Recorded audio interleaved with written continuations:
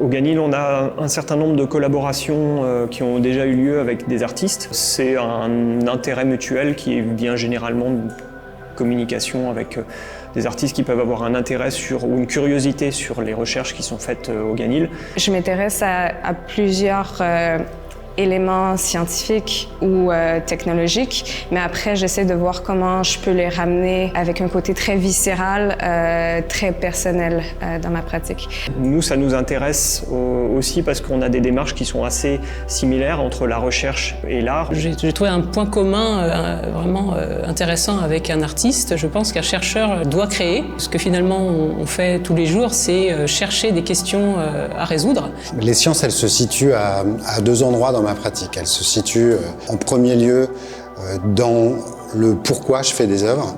Le deuxième rapport à la science, c'est le rapport technique. C'est des installations qui sont basées sur des mouvements de fluide. Et là aussi, j'ai besoin des scientifiques pour m'aider à résoudre des questions purement techniques et pouvoir concevoir les œuvres. J'ai toujours été convaincu qu'une des façons d'illustrer à quoi pouvait servir l'électronique, c'était au travers de la création artistique au sens large, musicale ou en termes d'image. Quand je me suis rendu les premières fois à son laboratoire, je me suis rendu compte que lui, il travaillait surtout avec les yeux et moi surtout avec les oreilles, même si on avait des outils un peu similaires. Et je me suis rendu compte dès le début que Jean-Marc avait déjà fait le plus gros du travail, c'est-à-dire de faire tout un circuit électronique pour amplifier le son et le rendre audible. Dans la relation art-science, c'est aussi à la fois travailler avec de la donnée, travailler avec de l'observation, mais aussi avec la compréhension fine de comment est-ce qu'on peut observer le monde différemment.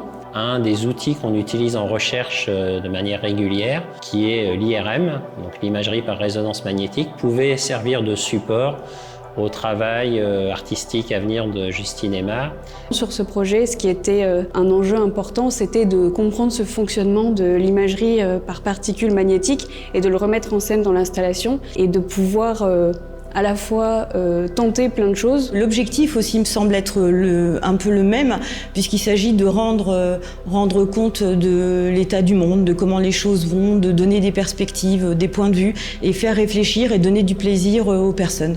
Donc je trouve que l'art et la science se rejoignent énormément.